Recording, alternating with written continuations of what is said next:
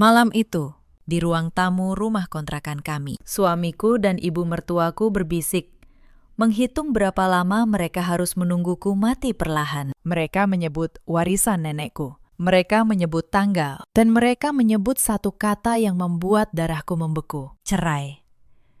Aku berdiri di balik pintu, masih memegang map dari kantor notaris. Map yang berisi nama lengkapku sebagai satu-satunya pewaris sah. Mereka tidak tahu aku sudah pulang. Mereka tidak tahu aku mendengar semuanya. Dan mereka sama sekali tidak tahu bahwa nenekku sudah menulis satu syarat kecil di dalam surat wasiat itu. Satu syarat yang malam ini baru saja mereka langgar. Halo, sahabat kehidupan.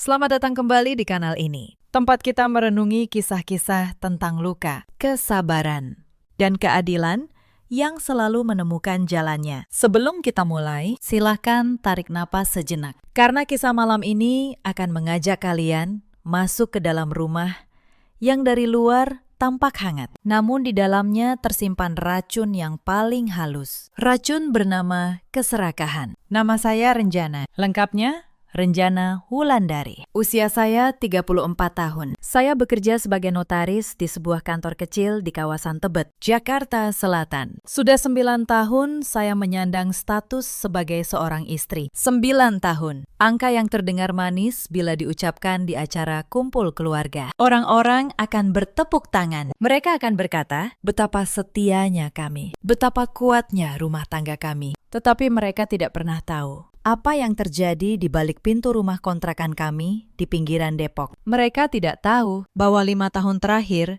adalah 5 tahun di mana saya belajar tersenyum sambil menahan tangis. Setiap pagi, ritual saya selalu sama. Pukul 4:30, alarm berbunyi.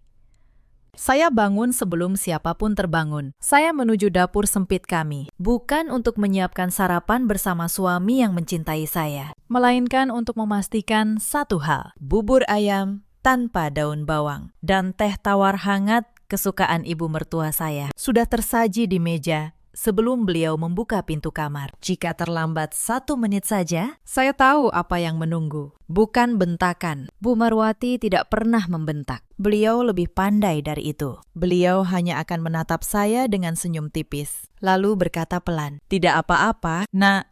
Mungkin memang begitu cara orang yang tidak punya ibu diajari sopan santun. Kalimat seperti itu jauh lebih menyakitkan daripada teriakan. Karena teriakan bisa kita lawan, tetapi sindiran halus yang dibungkus senyum, ia menyusup ke dalam dada, lalu tinggal di sana berhari-hari. Suami saya bernama Galang, pria yang 9 tahun lalu berlutut di hadapan saya, berjanji akan menjadi tameng dari dunia yang kejam. Galang yang dulu, sebab Galang yang sekarang sudah berbeda. Semuanya mulai berubah sejak bengkel motor milik keluarganya bangkrut. Saat itu, ekonomi kami goyah dan ibu mertua saya, Bu Marwati, dengan alasan menghemat, pindah masuk ke rumah kontrakan kami. Katanya hanya sementara. Itu 3 tahun yang lalu.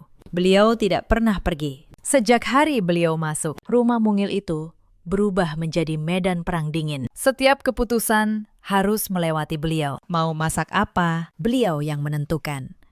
Berapa gaji saya, beliau yang menghitung. Bahkan, kapan saya boleh pulang ke rumah orang tua saya, beliau pula yang mengatur. Dan Galang, suami yang dulu berjanji melindungi saya, perlahan berubah menjadi anak kecil yang takut pada ibunya. Setiap kali saya mengadu, ia hanya menjawab dengan satu kalimat yang sama. Sabar, Ren. Ibu sudah tua, mengalah sedikit. Apa susahnya?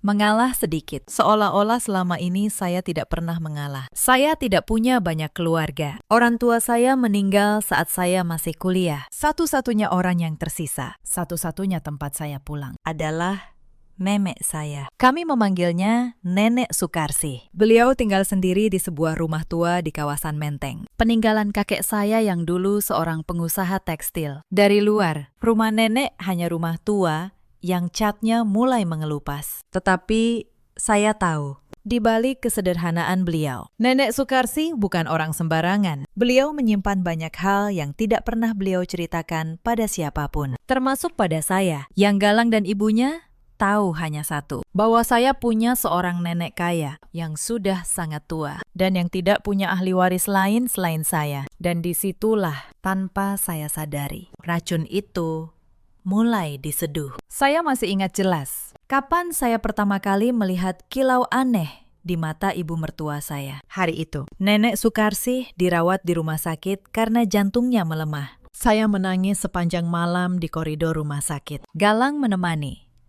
Bu Marwati pun datang. Tetapi beliau tidak datang untuk menenangkan saya. Saya mendengar beliau berbisik pada Galang di dekat lift, mengira saya tidak mendengar. Kalau nenek itu berpulang, semua jadi milik Renjana dan istrimu, Galang. Itu artinya milik kita. Saat itu, saya pikir saya salah dengar. Saya pikir itu hanya kelelahan yang membuat telinga saya mengarang. Saya memilih percaya bahwa orang-orang yang tidur seatap dengan saya tidak mungkin sebusuk itu. Betapa naifnya saya waktu itu. Nenek sembuh dari serangan pertama, tetapi dokter berkata, jantung beliau seperti lilin yang tinggal sumbu, bisa padam kapan saja. Sejak hari itu, sikap Bu Marwati pada saya berubah 180 derajat. Tiba-tiba beliau menjadi sangat perhatian. Beliau yang dulu menyuruh saya mencuci semua piring, kini ikut membantu. Beliau yang dulu menghitung setiap rupiah gaji saya, kini berkata, simpan saja uangmu. Nak, kamu kan capek kerja. Saya, yang sudah lama haus akan kebaikan sekecil apapun, hampir saja luluh. Hampir saja saya percaya bahwa orang bisa berubah. Saya bahkan sempat menangis haru di kamar mandi. Bersyukur, karena akhirnya ada kehangatan di rumah ini. Sekarang, mengingat hal itu, saya hanya bisa tersenyum getir karena kehangatan itu palsu. Itu bukan kasih sayang, itu investasi. Mereka sedang merawat seekor angsa yang sebentar lagi akan bertelur emas. 3 bulan kemudian, Nenek Sukarsih memanggil saya seorang diri ke rumahnya di Menteng. Beliau berpesan agar saya datang sendiri, tanpa Galang. Saat itu saya tidak mengerti mengapa. Kini saya paham, nenek jauh lebih tajam membaca manusia daripada saya. Sore itu, di ruang tamu rumah tuanya yang remang, nenek menggenggam tangan saya. Tangan beliau dingin dan rapuh. Beliau menatap saya lama sekali, lalu berkata, Renjana, cucuku, nenek tidak akan lama lagi, dan nenek tidak ingin pergi sebelum memastikan satu hal. Saya menggeleng. Air mata saya jatuh. Jangan bicara begitu, Nek. Beliau hanya tersenyum. Dengarkan, Nenek. Harta ini, rumah ini, semua yang kakekmu tinggalkan, sudah nenek atur. Tapi, nenek tidak menyerahkannya begitu saja. Nenek menaruh syarat.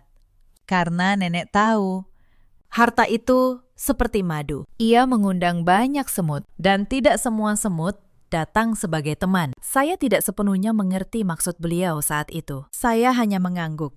Nenek lalu memberi saya sebuah amplop coklat tertutup, dan berpesan agar saya menyimpannya. Dan baru membukanya, bila hati saya sudah cukup terluka untuk mengerti. Kalimat yang aneh, tetapi saya menurut. Saya simpan amplop itu di dasar lemari saya, terlupakan. Selama berbulan-bulan. Lalu, hari yang nenek ramalkan pun tiba. Pada suatu pagi yang basah oleh gerimis, telepon dari rumah sakit membangunkan saya. Nenek Sukarsih telah berpulang dalam tidurnya, dengan tenang. Dunia saya runtuh. Satu-satunya tempat saya pulang, kini tinggal nisan. Saya menangis berhari-hari. Tetapi di tengah duka cita itu, saya melihat sesuatu yang membuat dada saya dingin. Saya melihat ibu mertua saya. Beliau juga menangis di pemakaman. Tetapi di sela isak tangisnya, saya menangkap mata beliau bergerak gelisah, seolah sedang menghitung sesuatu. Menghitung rumah Menteng, menghitung tanah, menghitung tabungan yang ditinggalkan nenek. Bahkan di atas tanah kubur yang masih basah. Keserakahan itu sudah tidak bisa beliau sembunyikan. Seminggu setelah pemakaman, saya dipanggil ke kantor notaris yang dulu mengurus harta kakek. Karena saya sendiri seorang notaris, saya paham betul setiap kata dalam dokumen yang dibacakan. Dan apa yang saya dengar membuat saya hampir tidak bisa bernapas. Nenek Sukarsi meninggalkan saya warisan yang nilainya jauh di luar bayangan saya. Rumah di Menteng, sebuah ruko di kawasan bisnis, tanah seluas hampir 1 hektar di pinggiran kota, dan tabungan serta emas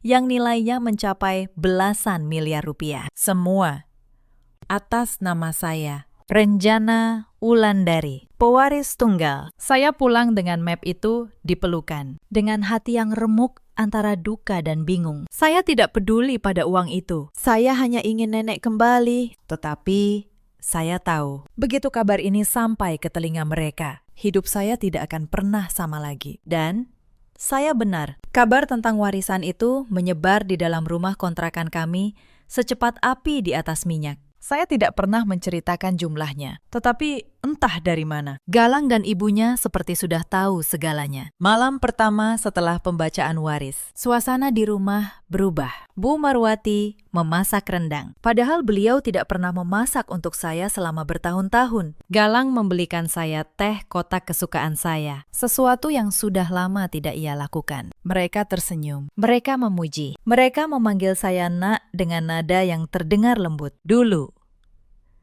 saya akan menangis bahagia melihat perubahan ini. Tetapi kini, setiap kebaikan mereka terasa seperti jari-jari dingin yang meraba leher saya. Saya tahu apa yang sedang mereka kejar. Maka saya melakukan satu hal yang menyelamatkan hidup saya. Saya berpura-pura tidak tahu apa-apa. Saya tersenyum.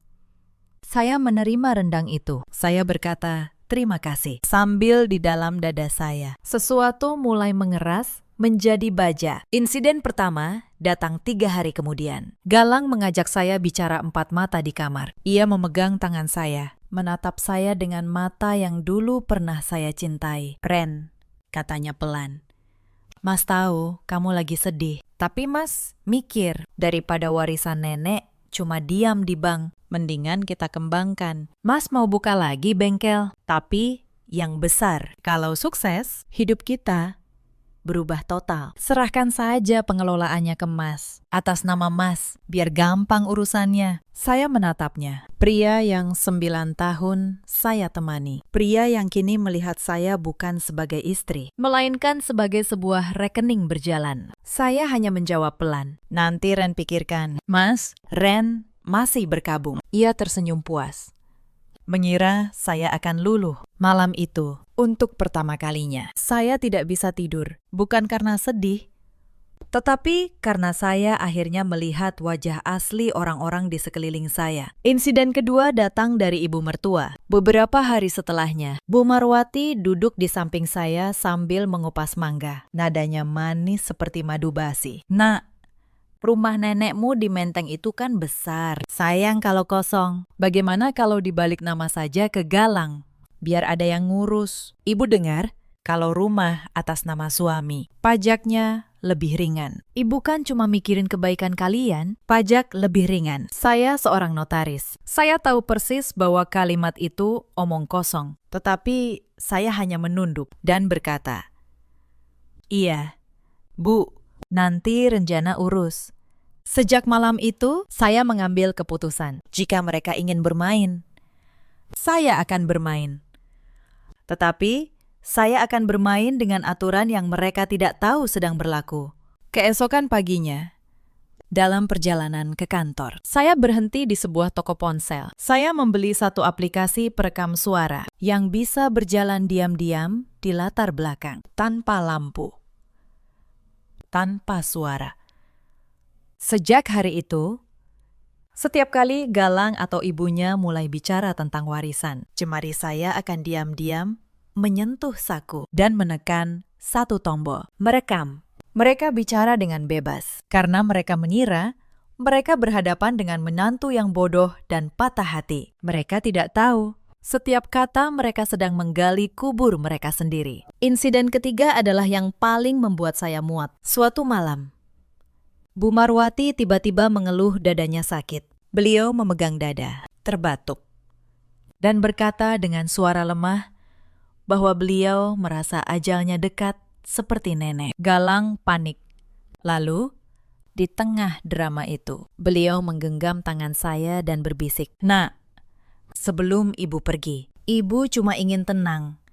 Ibu ingin lihat rumah menteng itu sudah aman di tangan Galang. Tolong.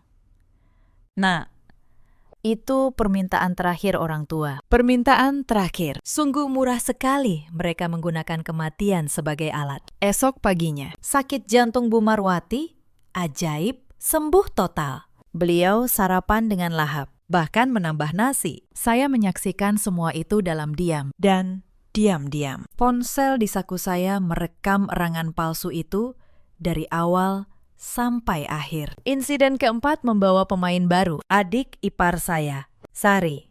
Adik perempuan Galang, yang selama ini jarang menampakkan diri. Tiba-tiba rajin berkunjung. Ia datang dengan senyum lebar dan bahasa yang manis. Tetapi tidak butuh waktu lama bagi saya untuk menyadari Sari datang sebagai pasukan tambahan. Ia mulai menyentil-nyentil. Baren, enak ya, dapat warisan banyak. Jangan lupa, keluarga. Loh, Mbak, kita kan satu darah sekarang. Satu darah. Padahal selama bertahun-tahun saya menderita di rumah ini. Tidak satu pun dari mereka yang menganggap saya darah daging. Saya baru menjadi keluarga di hari saldo rekening saya membengkak. Sari bahkan melangkah lebih jauh. Suatu hari, ia mengajak saya makan siang berdua. Dengan dalih, ingin lebih dekat dengan kakak ipar di restoran itu. Dengan senyum manisnya.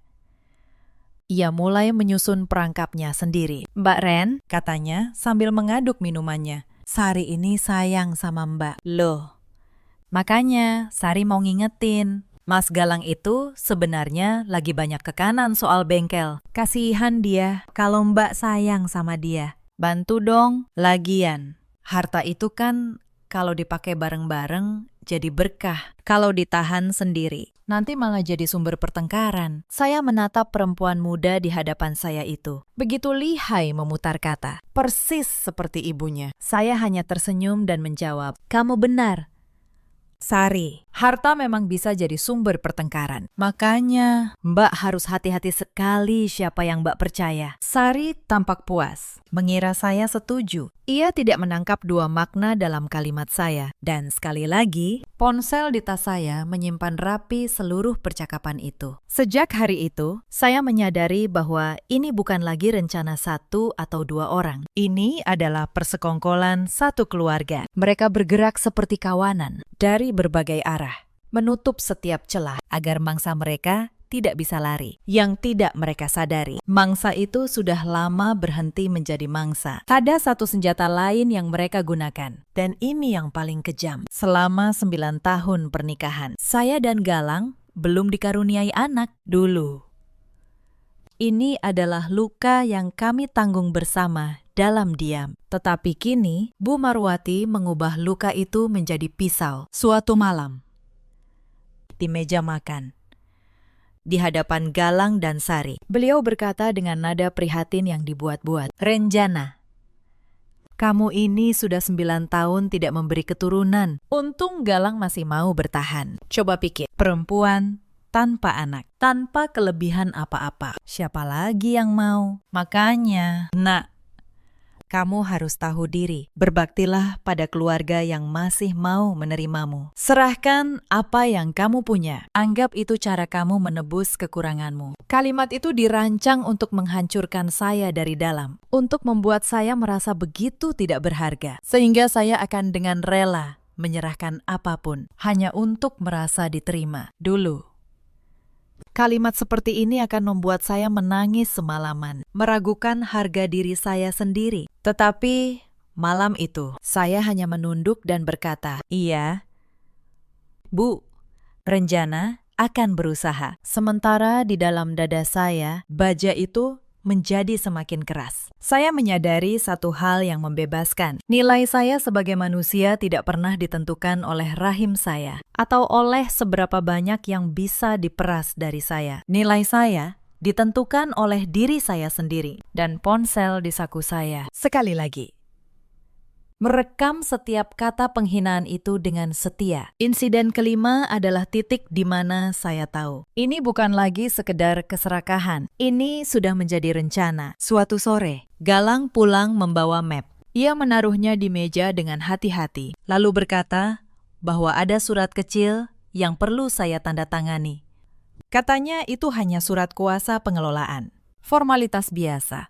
Ia bahkan menyodorkan pulpen sebagai notaris. Saya membaca setiap baris, dan jantung saya berhenti sejenak. Itu bukan surat kuasa biasa, itu adalah surat kuasa penuh yang memberi Galang hak untuk menjual, mengalihkan, dan menguasai seluruh aset warisan saya tanpa perlu persetujuan saya lagi. Sekali saya menandatanganinya, saya akan kehilangan segalanya hanya dengan satu coretan tinta. Saya menatap pulpen itu, lalu saya menatap suami saya yang tersenyum penuh harap, menunggu saya menggali kubur saya sendiri. Saya menarik napas dan berkata dengan suara selembut mungkin, "Mas, ini dokumen penting. Ren mau baca dulu yang teliti. Besok ya." Ren tanda tangani. Wajahnya sedikit kecewa, tetapi ia mengangguk. Malam itu, saya tidak tidur sama sekali. Saya duduk di tepi ranjang, memandangi map itu. Dan untuk pertama kalinya sejak nenek pergi, saya teringat sesuatu. Amplop coklat, pesan terakhir nenek.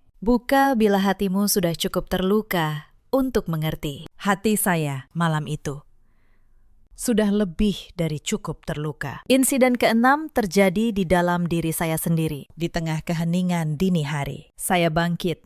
Saya menggeledah dasar lemari tua saya. Dan di sana, terselip di antara lipatan kain, amplop coklat itu masih menunggu. Tangan saya gemetar saat membukanya. Di dalamnya ada surat tulisan tangan nenek dan satu salinan dokumen resmi berstempel notaris. Saya membaca surat nenek terlebih dahulu. Air mata saya jatuh membasahi kertas. "Renjana sayang, jika kau membuka surat ini, berarti nenek sudah tiada. Dan berarti seseorang di dekatmu sudah menunjukkan wajah aslinya." Nenek menulis ini bukan karena nenek pintar meramal, tetapi karena nenek sudah terlalu lama hidup dan sudah terlalu sering melihat bagaimana harta mengubah manusia menjadi serigala. Nenek tahu kau menikahi seorang pria yang ibunya menjadikanmu pembantu. Nenek diam karena kau harus belajar sendiri. Tapi nenek tidak akan membiarkan warisan kakekmu jatuh ke tangan orang-orang yang menghinamu. Maka nenek menaruh satu syarat. Bacalah dokumen di baliknya. Dan ingat, nak, kesabaranmu bukan kelemahan. Kesabaran adalah cara orang kuat menunggu waktu yang tepat. Saya membalik dokumen kedua. Dan saat saya membaca isinya, untuk pertama kalinya dalam berbulan-bulan, saya tersenyum. Bukan senyum getir, tetapi senyum seorang perempuan yang baru saja menemukan kembali pijakannya. Ternyata, Nenek Sukarsih jauh lebih cerdik daripada seluruh rencana busuk mereka digabungkan menjadi satu. Tetapi malam itu, mereka belum tahu apa-apa. Mereka masih mengira saya hanya seekor angsa yang menunggu untuk disembelih. Insiden ketujuh adalah ujian terberat untuk kesabaran saya. Esok harinya, saya menemui Galang dan berkata bahwa saya butuh waktu 1 minggu lagi untuk menyiapkan dokumen. Saya berpura-pura sibuk, berpura-pura masih ragu, berpura-pura sedikit demi sedikit luluh. Selama 1 minggu itu, saya menjalani peran terbaik dalam hidup saya. Saya tetap menyajikan bubur ayam setiap pagi. Saya tetap menunduk saat disindir. Saya tetap memanggil mereka dengan hormat. Tetapi, di belakang layar, saya bergerak. Saya menemui Pak Hendra, notaris senior yang dulu menangani harta nenek dan yang saya percaya seperti ayah saya sendiri. Saya tunjukkan surat wasiat. Saya tunjukkan rekaman-rekaman suara di ponsel saya. Dan saya tunjukkan surat kuasa palsu yang disodorkan Galang. Pak Hendra mendengarkan dalam diam, lalu menatap saya dengan mata berkaca. "Renjana," katanya, "nenekmu sudah menyiapkan perisai untukmu. Sekarang, tugas kita hanya satu, membiarkan mereka mengayunkan pedang mereka sendiri di depan saksi yang tepat." Insiden ke-8 adalah saat saya menyusun jebakan itu bersama Pak Hendra. Saya merancang sebuah pertemuan keluarga. Saya akan mengatakan kepada Galang dan ibunya bahwa saya sudah siap menyerahkan segalanya dan ingin menandatanganinya secara resmi di hadapan notaris agar sah dan kuat secara hukum. Tentu saja mereka girang. Mereka tidak tahu notaris yang akan hadir adalah Pak Hendra. Mereka tidak tahu Ruangan itu akan penuh dengan kebenaran yang sudah saya kumpulkan selama berbulan-bulan. Malam sebelum pertemuan, saya berdiri di depan cermin. Saya menatap perempuan di dalam pantulan itu. Perempuan yang selama bertahun-tahun diinjak, disindir, dijadikan pembantu di rumahnya sendiri. Saya berbisik pelan pada bayangan saya. Besok, semua ini berakhir. Tetapi malam itu, ada satu hal kecil yang membuat dada saya kembali tercekat. Saat saya hendak tidur, saya tak sengaja mendengar Galang dan ibunya berbisik lagi di ruang tamu. Mereka mengira saya sudah terlelap. Dan kali ini, kalimat yang saya dengar jauh lebih dingin dari sebelumnya. Setelah surat itu ditandatangani, besok, bisik Bu Marwati, tidak ada lagi alasan menahannya di sini. Ceraikan dia. Galang, cari yang muda, perempuan macam dia, tanpa harta. Tidak ada harganya lagi. Dan Galang, suami saya, hanya menjawab pelan. Iya, Bu. Dua kata yang menutup 9 tahun. Saya berdiri di balik dinding, dengan ponsel di tangan. Lampu layar sengaja saya matikan, dan tombol rekam menyala. Air mata saya jatuh tanpa suara. Tetapi untuk pertama kalinya, air mata itu tidak terasa seperti kekalahan. Air mata itu terasa seperti tinta terakhir yang melengkapi sebuah surat dakwaan. Besok, mereka akan datang untuk menyembelih angsa. Mereka tidak tahu, angsa itu sudah lama berubah menjadi sesuatu yang lain. Pagi pertemuan itu, saya bangun lebih awal dari biasanya. Untuk terakhir kalinya, saya menyiapkan bubur ayam dan teh tawar. Saya menatanya di meja dengan rapi, seperti yang sudah saya lakukan ribuan pagi. Bedanya, pagi ini, tangan saya tidak gemetar. Hati saya tenang, seperti permukaan danau sebelum badai. Bu Marwati keluar dari kamar. Beliau melihat sarapan itu, lalu melihat saya, dan tersenyum dengan senyum yang paling manis yang pernah beliau berikan. Anak baik, katanya. Sudah ibu bilang, kamu cuma butuh diarahkan. Saya membalas senyum itu. Iya, Bu.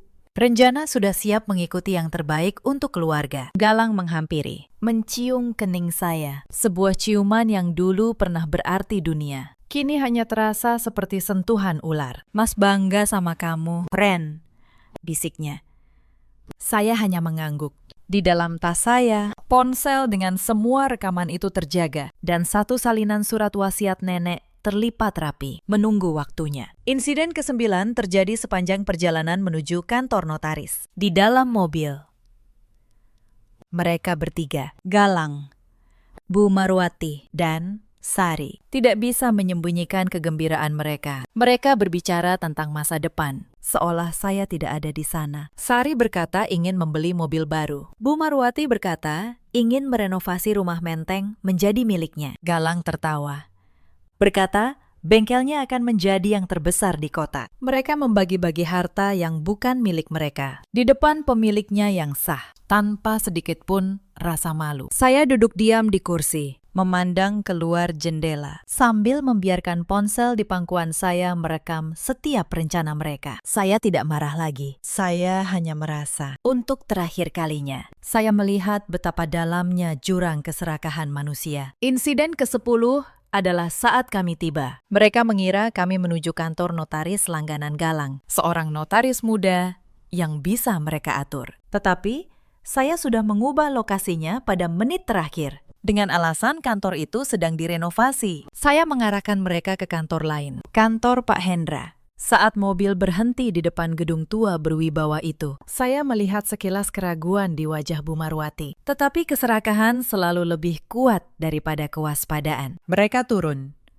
Mereka masuk. Mereka duduk di ruang pertemuan yang sudah saya siapkan. Mereka tidak tahu. Mereka baru saja melangkah masuk ke dalam ruangan yang akan menjadi panggung kejatuhan mereka sendiri. Dan saat pintu ruangan itu tertutup di belakang kami, saya tahu. Masa-masa saya menunduk telah berakhir. Ruang pertemuan itu sederhana, sebuah meja kayu panjang, beberapa kursi, dan rak penuh buku hukum di belakangnya. Pak Hendra duduk di ujung meja, mengenakan kacamata, dengan tumpukan dokumen di hadapannya. Wajahnya tenang dan berwibawa. Galang, Bu Marwati, dan Sari duduk berjajar di satu sisi. Saya duduk di sisi yang lain, sendirian. Tetapi untuk pertama kalinya, saya tidak merasa sendiri. Baik, kata Pak Hendra membuka. Hari ini kita berkumpul atas permintaan Ibu Renjana untuk mengurus pengalihan aset warisan almarhumah Ibu Sukarsih. Sebelum kita mulai, izinkan saya membacakan beberapa hal penting. Bu Marwati tersenyum lebar. Sudah tidak sabar. Langsung saja. Pakistan, mana yang harus ditandatangani? Renjana, biar cepat. Saya menatap beliau. Lalu saya berkata pelan, dengan suara yang akhirnya tidak lagi saya buat-buat melembut. Sabar, Bu. Sebentar lagi, Ibu akan mendapatkan semua yang Ibu pantas dapatkan. Ada sesuatu dalam nada suara saya yang membuat senyum beliau sedikit pudar. Tetapi beliau belum mengerti. Belum. Pak Hendra mengeluarkan sebuah map. Sebelum pengalihan, saya wajib membacakan surat wasiat asli almarhumah Ibu Sukarsih yang dibuat dan disahkan di kantor ini 1 tahun sebelum beliau berpulang. Surat ini memiliki kekuatan hukum penuh. Galang mengerutkan dahi. Wasiat. Bukannya warisannya sudah jelas semua ke Renjana? Benar, jawab Pak Hendra, tenang. Tetapi ada satu pasal khusus yang belum pernah dibacakan kepada siapapun, kecuali kepada Ibu Renjana sendiri 2 hari yang lalu. Saya melihat keringat tipis mulai muncul di dahi Bu Marwati. Insting beliau, insting seekor pemangsa, mulai merasakan bahaya. Tetapi sudah terlambat untuk lari. Pak Hendra mulai membaca. Suaranya jernih memenuhi ruangan. Saya, Sukarsih, dengan akal sehat dan tanpa paksaan, mewariskan seluruh harta saya kepada cucu saya satu-satunya, Renjana Wulandari. Namun, dengan satu syarat mutlak yang mengikat. Apabila terbukti bahwa suami atau keluarga suami dari cucu saya berupaya dengan tipu daya, paksaan, atau pengkhianatan untuk merampas, mengalihkan, atau menguasai harta ini dari tangan cucu saya, maka seluruh hak suami atas harta Gonogini dan seluruh klaim apapun atas warisan ini gugur seketika, dan harta ini akan dikunci sepenuhnya atas nama Renjana, tidak dapat diganggu-gugat oleh siapapun selamanya. Ruangan itu hening total, sehening kuburan. Wajah Galang memucat. Sari membeku dengan mulut setengah terbuka. Dan Bu Marwati, perempuan yang selama bertahun-tahun begitu pandai mengendalikan situasi, kini duduk kaku dengan mata yang membelalak. Itu tidak mungkin. Suara Bu Marwati bergetar. Surat itu pasti palsu. Renjana yang mengarang ini semua. Pak Hendra menatap beliau dengan tenang. Surat ini dibuat 1 tahun lalu. Bu, jauh sebelum Ibu Sukarsih wafat, distempel, disaksikan, dan diarsipkan secara resmi negara. Tidak ada satupun yang bisa memalsukannya. Sekarang giliran saya. Saya berdiri perlahan. Saya merasakan tatapan ketiga orang itu menusuk saya. Tatapan yang dulu membuat saya gemetar. Kini, tatapan itu tidak lagi punya kuasa atas saya. Bu Marwati, kata saya pelan. Mas Galang, selama bertahun-tahun, kalian memperlakukan saya seperti sampah. Saya bangun pukul 4:30 untuk membuat bubur kesukaan ibu. Saya menunduk setiap kali disindir. Saya menelan setiap penghinaan. Dan saya melakukannya karena saya pikir itulah harga sebuah keluarga. Saya berhenti sejenak. Suara saya bergetar, tetapi tidak goyah. Tetapi keluarga tidak menghitung kapan saya akan mati. Keluarga tidak berbisik di belakang punggung saya, menyusun rencana untuk menceraikan saya setelah uang saya habis. Galang tersentak. Ren, kamu. Dari mana kamu? Saya mengeluarkan ponsel saya. Saya meletakkannya di atas meja. Dan saya menekan satu tombol. Ruangan itu dipenuhi suara mereka sendiri. Suara Bu Marwati yang berkata, ceraikan dia. Galang, cari yang muda. Perempuan macam dia, tanpa harta, tidak ada harganya lagi. Suara Galang yang menjawab, iya, Bu. Lalu rekaman lain, erangan sakit jantung palsu, rencana membagi rumah menteng, tawa Sari tentang mobil baru, semua. Setiap kata busuk yang pernah mereka ucapkan kini bergema kembali, memenuhi ruangan. Di depan seorang notaris dan di depan Tuhan. Wajah mereka bertiga berubah putih seperti kapur. Sari mulai menangis. Galang menunduk, tidak berani menatap saya. Dan Bu Marwati, untuk pertama kalinya dalam hidup saya mengenalnya, kehilangan semua kata. Galang adalah orang pertama yang bersuara setelah rekaman itu berhenti. Suaranya nyaris tak terdengar. Ren, itu kamu rekam semuanya selama berbulan-bulan. Mas, jawab saya tenang. Sejak pertama kali kalian mengira saya terlalu bodoh untuk mengerti apa yang sedang kalian rencanakan. Setiap bisikan kalian di ruang tamu, setiap drama sakit jantung ibu, setiap kali Mas membujuk saya menyerahkan apa yang nenek tinggalkan. Semuanya ada di sini. Ia menutup wajahnya dengan kedua tangan. Aku cuma menuruti ibu. Ren, aku tidak pernah benar-benar. Itu justru yang paling menyakitkan. Mas, potong saya. Suara saya bergetar, tetapi tetap tegak. Mas punya pilihan. Setiap hari, selama bertahun-tahun. Mas bisa memilih untuk membela saya. Tetapi Mas selalu memilih diam. Dan diamnya seorang suami. Di hadapan istrinya yang diinjak. Itu bukan kelemahan. Itu pengkhianatan yang paling pengecut. Galang tidak menjawab, karena tidak ada lagi yang bisa ia katakan. Kebenaran sudah berdiri telanjang di tengah ruangan itu. Dan tidak ada satupun dari mereka yang bisa menutupinya lagi. Hitam di atas putih. Bu,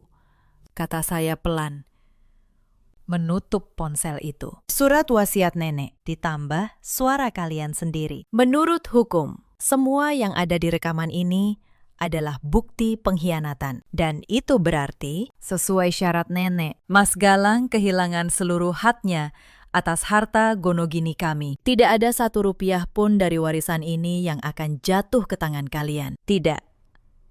Pernah. Renjana, tolong.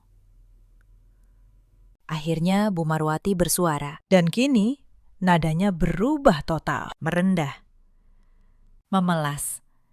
Ibu hilaf. Nak, ibu salah. Kita ini keluarga. Maafkan ibu. Jangan buang ibu. Keluarga, kata itu dari mulut beliau. Terdengar seperti lelucon yang paling pahit. Saya menatap perempuan yang dulu berkata, saya tidak punya ibu yang mengajari sopan santun. Perempuan yang menjadikan rumah saya neraka. Dan saya merasakan sesuatu yang aneh. Bukan dendam, hanya rasa lelah yang teramat dalam. Dan kelegaan yang perlahan menghangat. Bu, kata saya tidak akan membalas kalian dengan kebencian. Karena nenek mengajari saya, orang kuat tidak perlu membalas. Mereka hanya perlu berhenti membiarkan dirinya diinjak. Hari ini, saya berhenti.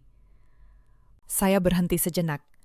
Lalu menatap Bu Marwati lurus. Ibu pernah berkata, perempuan tanpa anak, tanpa kelebihan apa-apa. Tidak ada yang mau. Ibu pakai luka terdalam saya sebagai senjata di meja makan.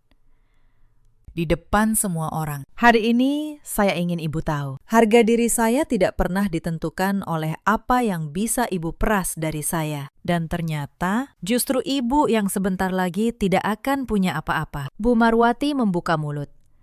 Tetapi tidak ada suara yang keluar. Saya menoleh ke Pak Hendra, Pakistan.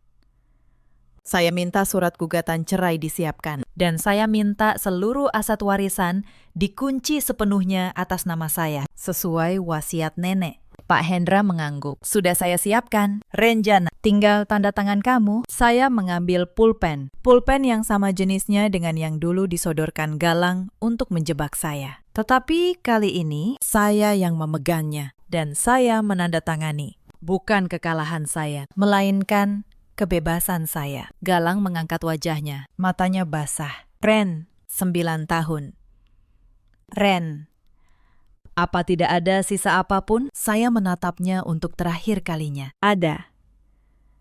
Mas, ada sisa. 9 tahun mengajari saya bahwa cinta yang harus dibayar dengan harga diri bukanlah cinta. Itu perbudakan. Dan saya, mulai hari ini, sudah merdeka.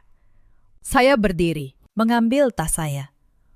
dan berjalan menuju pintu. Di belakang saya mendengar isak tangis Sari dan suara Bu Marwati yang memanggil-manggil nama saya. Tetapi saya tidak menoleh. Saya membuka pintu dan saya melangkah keluar, menuju cahaya matahari di luar gedung itu. Untuk pertama kalinya dalam 5 tahun, udara terasa ringan di dada saya. Proses perceraian itu tidak berlangsung lama. Dengan rekaman, surat wasiat, dan surat kuasa palsu yang sempat disodorkan Galang. Posisi hukum saya kokoh seperti karang. Pengacara Galang, yang awalnya datang dengan sikap angkuh, perlahan menundukkan kepalanya setelah membaca berkas-berkas itu. Tidak ada celah, tidak ada ruang tawar-menawar. Di ruang sidang, saya melihat Galang untuk salah satu kali terakhir. Pria yang dulu berjanji menjadi tameng saya, kini duduk dengan bahu yang merosot, wajah yang lelah, dan tatapan yang tidak berani bertemu mata saya. Bu Marwati tidak hadir. Beliau terlalu malu untuk menampakkan diri. Hakim mengetuk palu. Pernikahan 9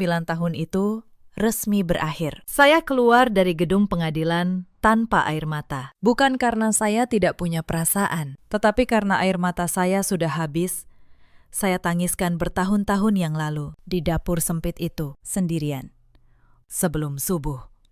Hari-hari pertama setelah bebas terasa aneh. Saya tinggal sementara di sebuah apartemen kecil yang saya sewa, sambil rumah menteng peninggalan nenek direnovasi. Untuk pertama kalinya dalam bertahun-tahun, saya bangun bukan karena alarm pukul 4:30. Saya bangun karena cahaya matahari yang masuk lewat jendela. Tidak ada lagi bubur ayam yang harus disiapkan. Tidak ada lagi sindiran yang menunggu di meja makan. Hanya keheningan. Keheningan yang untuk pertama kalinya terasa damai, bukan mencekam. Saya mulai membenahi hidup saya perlahan. Rumah tua nenek di Menteng yang dulu catnya mengelupas, saya renovasi dengan hati-hati, mempertahankan setiap sudut yang menyimpan kenangan beliau. Saya pindahkan kantor notaris kecil saya ke salah satu ruangan di rumah itu, agar saya bisa bekerja sambil ditemani aroma masa lalu yang hangat. Ruko peninggalan nenek saya sewakan, dan hasilnya saya kelola dengan bijak, bukan untuk berfoya-foya, melainkan untuk membangun pijakan yang kokoh. Saya juga bertemu kembali dengan Mbak Asih, asisten rumah tangga lama nenek yang dulu sangat menyayangi saya. Beliau menangis saat melihat saya, memeluk saya erat, dan berkata bahwa nenek selalu bercerita tentang saya dengan bangga. Nenekmu tahu, Nak, kata Mbak Asih sambil mengusap air matanya. Beliau tahu kamu akan baik-baik saja. Beliau cuma ingin memastikan kamu punya pegangan saat dunia menjatuhkanmu. Saya mengajak Mbak Asih tinggal kembali di rumah menteng, bukan sebagai pembantu, melainkan sebagai keluarga yang dulu hilang dan kini ditemukan kembali. Beberapa bulan berlalu, hidup saya perlahan menemukan iramanya yang baru, tenang, sederhana, dan utuh. Saya tidak lagi mengukur harga diri saya dari seberapa baik saya melayani orang lain. Saya belajar bahwa menjadi baik bukan berarti membiarkan diri diinjak. Dan saya belajar bahwa kesabaran sejati bukanlah diam selamanya, melainkan tahu kapan harus berhenti diam. Lalu, suatu sore, kabar tentang mereka sampai ke telinga saya. Bukan saya yang mencari, seorang teman lama yang tidak sengaja bertemu Sari di pasar, yang menceritakannya pada saya. Bengkel besar yang dulu diimpikan Galang, yang seharusnya dibangun dengan uang warisan saya, tidak pernah terwujud. Tanpa modal itu, ia mencoba berutang ke sana-sini, tetapi tanpa kemampuan mengelola. Utang itu justru menumpuk. Bengkel kecilnya yang lama akhirnya gulung tikar, tertelan oleh bunga utang yang tidak bisa ia bayar. Galang kini tinggal di sebuah kamar kos sempit di pinggiran kota, bekerja serabutan dari satu tempat ke tempat lain. Dan Bu Marwati, perempuan yang dulu begitu angkuh, yang dulu berkata, "Saya tidak punya ibu yang mengajari sopan santun," kini terpaksa menelan harga dirinya bulat-bulat. Beliau di usia senjanya, bekerja sebagai penjaga sebuah toko kelontong milik orang lain dengan upah yang pas-pasan demi menutupi sisa-sisa utang keluarga. Saya mendengar semua itu dalam diam dan saya menunggu. Menunggu apakah akan muncul rasa puas atau dendam yang terbalaskan di dada saya. Tetapi tidak ada. Tidak ada satupun rasa menang. Hati saya sudah terlalu penuh oleh kedamaian untuk menyisakan ruang bagi kepahitan. Mereka hanya sedang menuai apa yang mereka tanam sendiri. Di atas tanah keserakahan, tidak akan pernah tumbuh pohon kebahagiaan. Itu bukan kutukan saya, itu hanya hukum kehidupan yang paling sederhana, yang selalu berlaku, cepat atau lambat. Sore itu, saya duduk di teras rumah menteng yang sudah saya benahi. Di tangan saya, secangkir teh tawar hangat. Bukan untuk siapapun. Kali ini, untuk diri saya sendiri, saya meraba kalung perak kecil di leher saya. Satu-satunya benda peninggalan nenek yang selalu saya kenakan. Dan saya akhirnya benar-benar memahami arti pesan terakhir beliau. Warisan ini, kata nenek dalam suratnya, bukanlah sekedar deretan angka di buku tabungan. Bukan tentang sertifikat rumah atau nilai tanah atau emas yang berkilau. Semua materi itu hanyalah sarana. Warisan yang sesungguhnya beliau tinggalkan adalah sebuah kebebasan, sebuah sayap yang tak terlihat, yang membuat saya memiliki hak penuh untuk menentukan arah langkah saya sendiri, tanpa harus menunduk, tanpa harus bergantung pada belas kasihan siapapun yang menghina saya. Suatu hari, di penghujung musim hujan, ada ketukan di pintu pagar rumah menteng. Mbak Asih masuk dengan wajah ragu, lalu berkata bahwa ada 2 orang yang ingin menemui saya. Saat saya keluar, saya melihat mereka, Galang dan Bu Marwati, berdiri di balik pagar, basah oleh gerimis, dengan pakaian yang sudah lusuh. Mereka datang untuk meminta. Bu Marwati, yang dulu setinggi langit, kini menunduk di hadapan saya. Renjana, suaranya parau. Ibu, kami tidak punya tempat lagi. Utang itu mencekik kami. Kalau kamu masih punya hati, tolong. Nak, kita pernah jadi keluarga. Saya menatap mereka berdua dalam diam. Dulu, sebelum semua ini, saya mungkin akan langsung membuka pagar, mempersilahkan masuk, menangis bersama mereka. Karena dulu, saya mengira kebaikan berarti menyerahkan segalanya, bahkan kepada orang yang menyakiti saya. Tetapi saya sudah berbeda sekarang. Saya membuka dompet saya. Saya berikan sejumlah uang kepada Mbak Asih dan meminta beliau menyerahkannya. Ini untuk makan kalian beberapa hari dan untuk ongkos pulang. Kata saya, tenang. Saya memberikannya bukan karena kalian keluarga, tetapi karena saya tidak ingin menjadi serupa dengan kalian. Saya memberi karena saya mampu memberi tanpa kehilangan harga diri saya. Lalu, saya menatap Galang. Tetapi pintu rumah ini tidak akan pernah terbuka untuk kalian lagi. Bukan karena saya membenci kalian, tetapi karena saya akhirnya belajar mencintai diri saya sendiri. Pulanglah dan jangan kembali. Bu Marwati menangis. Galang hanya menunduk, menerima uang itu dengan tangan gemetar, lalu berbalik pergi tanpa sepatah kata pun. Saya menutup pintu, dan saya tidak merasa bersalah sedikit pun. Karena memberi maaf tidak berarti membuka kembali pintu bagi mereka yang dulu menjadikan rumah kita sebagai neraka. Saya kembali ke teras. Teh tawar saya sudah mendingin, tetapi saya tidak peduli. Saya memandang langit Jakarta yang mulai cerah setelah hujan. Dan untuk pertama kalinya, saya merasa benar-benar utuh. 5 tahun saya hidup sebagai bayangan di rumah saya sendiri. 5 tahun saya mengira kesabaran berarti membiarkan diri dihancurkan perlahan. Tetapi nenek mengajari saya, lewat 1 surat dan 1 syarat kecil, bahwa kesabaran yang benar adalah kekuatan yang menunggu waktunya. Dan keadilan, betapapun lambatnya ia berjalan, pada akhirnya selalu menemukan jalannya pulang. Cerita ini mengajarkan kita banyak hal, bahwa keserakahan, sehalus apapun ia dibungkus senyuman, pada akhirnya akan menelan tuannya sendiri, bahwa kebaikan tidak pernah berarti kelemahan, dan bahwa harga diri, sekali kita memutuskan untuk menjaganya, tidak akan pernah bisa diinjak oleh siapapun lagi. Jangan pernah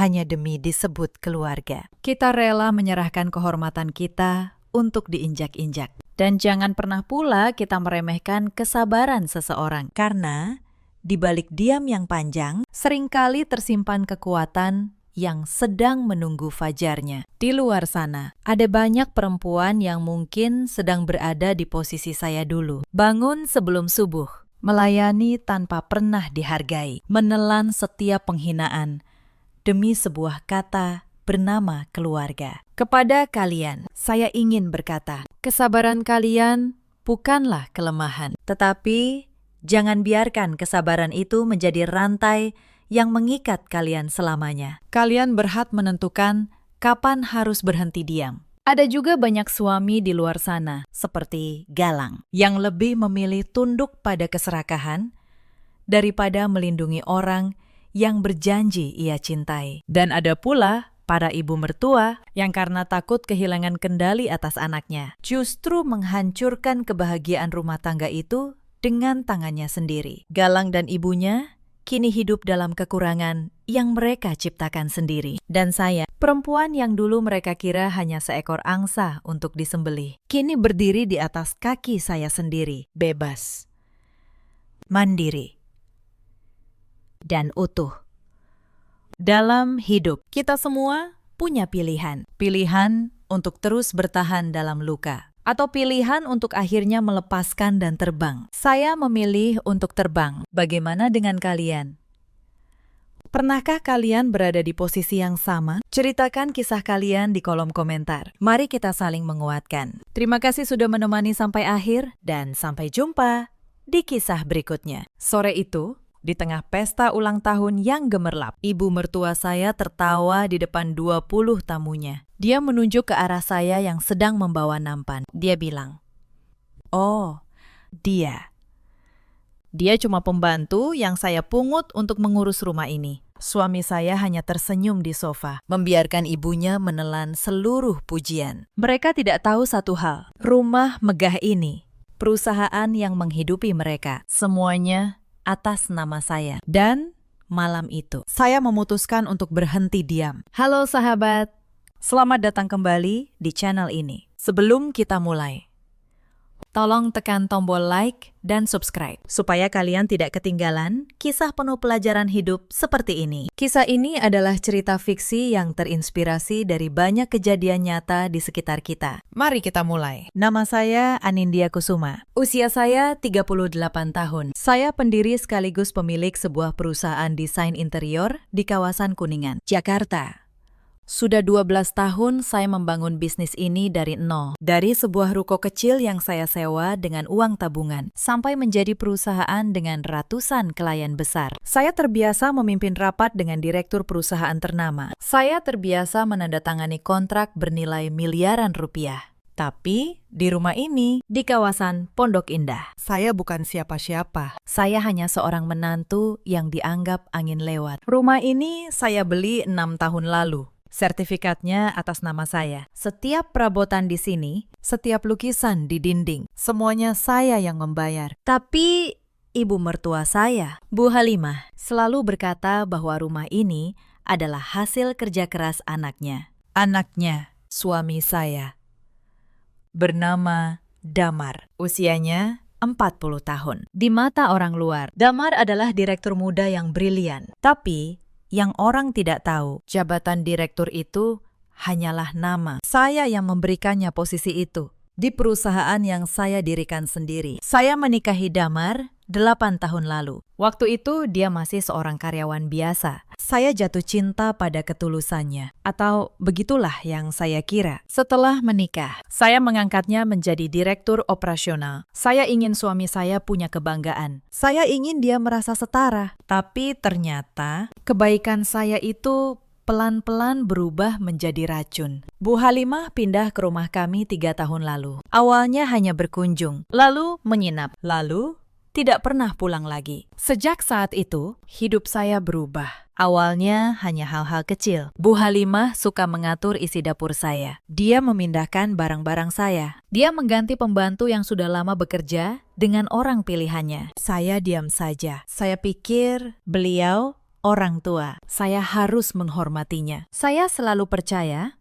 bahwa kesabaran akan membuahkan kebaikan. Ibu saya, sebelum beliau meninggal, selalu mengajarkan saya untuk mengalah demi kedamaian. Perempuan yang baik itu seperti air. Nak, Begitu kata almarhumah ibu. Lembut.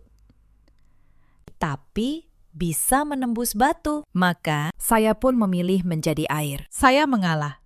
Saya menelan setiap rasa sakit demi menjaga keutuhan rumah tangga. Saya pikir jika saya cukup sabar, suatu hari Bu Halimah akan melihat ketulusan saya. Tapi saya keliru. Bagi orang yang serakah, kesabaran kita justru mereka anggap sebagai kelemahan. Semakin saya mengalah, semakin mereka menginjak. Tapi lama-lama sikapnya makin keterlaluan. Saya ingat satu malam, ketika saya pulang larut setelah rapat penting dengan klien dari Singapura. Tubuh saya lelah luar biasa. Begitu masuk rumah, Bu Halimah sudah menunggu di ruang tamu dengan wajah masam. Dia berkata ketus, "Perempuan macam apa kamu? Pulang malam-malam meninggalkan suami sendirian di rumah." Saya mencoba menjelaskan bahwa itu urusan pekerjaan. Tapi beliau memotong, katanya,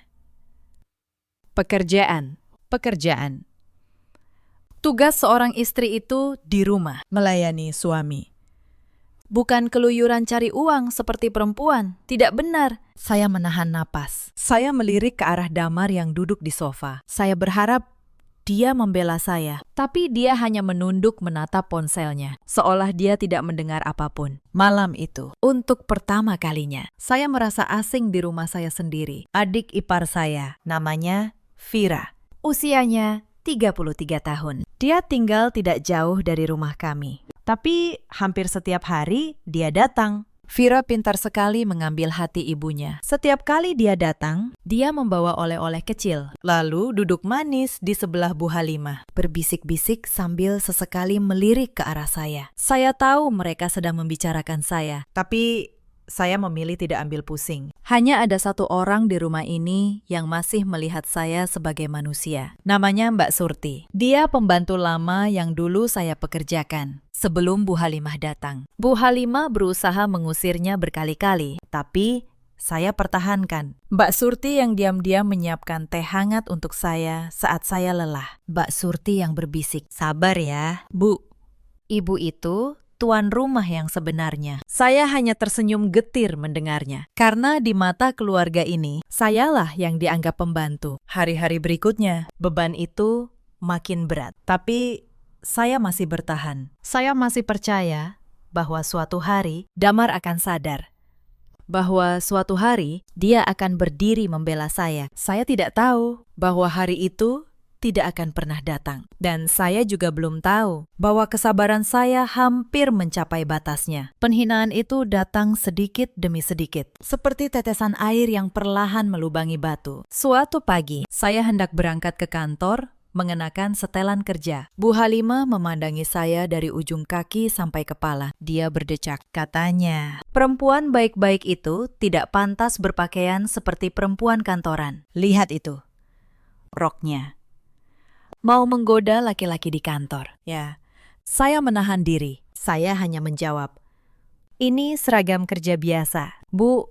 Tapi beliau terus menggerutu sepanjang saya berjalan ke garasi. Damar yang sedang sarapan tidak berkata apa-apa. Dia hanya menyeruput kopinya, seolah tidak terjadi apa-apa. Lalu, urusan uang mulai menjadi alat untuk merendahkan saya. Setiap bulan, saya tetap menanggung seluruh biaya rumah tangga. Tapi Bu Halimah dan Vira mulai menuntut lebih. Vira meminta saya membiayai liburan keluarganya ke Bali. Bu Halimah meminta perhiasan baru setiap kali ada acara arisan. Dan setiap kali saya memberi, mereka tidak pernah berterima kasih. Mereka justru berkata bahwa itu adalah uang Damar, hasil kerja keras anak dan saudara mereka. Suatu kali, saya mencoba membicarakan hal ini dengan Damar. Saya berkata pelan di kamar, "Mas, aku tidak masalah membantu keluargamu, tapi tolong, sekali saja, katakan pada ibumu bahwa uang itu berasal dari kerja kerasku." Damar justru menatap saya dengan kesal. Katanya,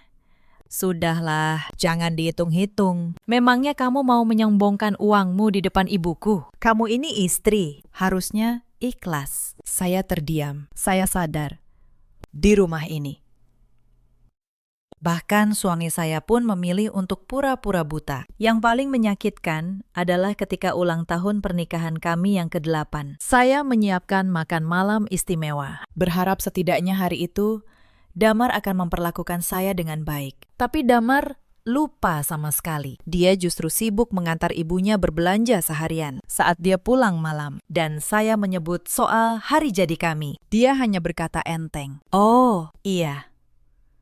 Ya, maaf, aku lupa. Tadi ibu butuh diantar. Lagi pula, hari jadi pernikahan kan tidak penting-penting amat. Saya menatap meja makan yang sudah saya siapkan dengan rapi. Lilin yang sudah hampir habis terbakar. Dan saya makan sendirian malam itu. Puncak penghinaan itu datang pada hari ulang tahun Bu Halimah yang ke-62. Pesta itu diadakan di rumah kami. Tentu saja, semua biayanya dari kartu kredit saya. Catering mewah, dekorasi bunga impor, orkestra kecil di taman belakang. Bu Halimah mengundang 20 lebih teman arisannya, ibu-ibu sosialita dari kawasan elit. Saya sengaja pulang lebih awal dari kantor untuk memastikan semuanya berjalan lancar. Begitu para tamu datang, Bu Halimah berubah menjadi ratu. Dia berkeliling dengan gaun mahal, memamerkan rumah seolah itu istananya. Saya mendengar dia berkata pada teman-temannya, "Anak saya, Damar, itu direktur muda yang sangat sukses. Rumah ini, semuanya dia yang membelikan untuk saya. Bulan depan dia mau membelikan saya paket pesiar keliling Eropa selama sebulan penuh." Saya tersenyum kecil di sudut ruangan. Paket pesiar itu, sayalah yang membayarnya. Damar bahkan tidak tahu nomor rekening mana yang dipakai. Tapi saya memilih diam. Saya membiarkan ibu mertua saya menikmati panggungnya. Saya pikir, biarlah.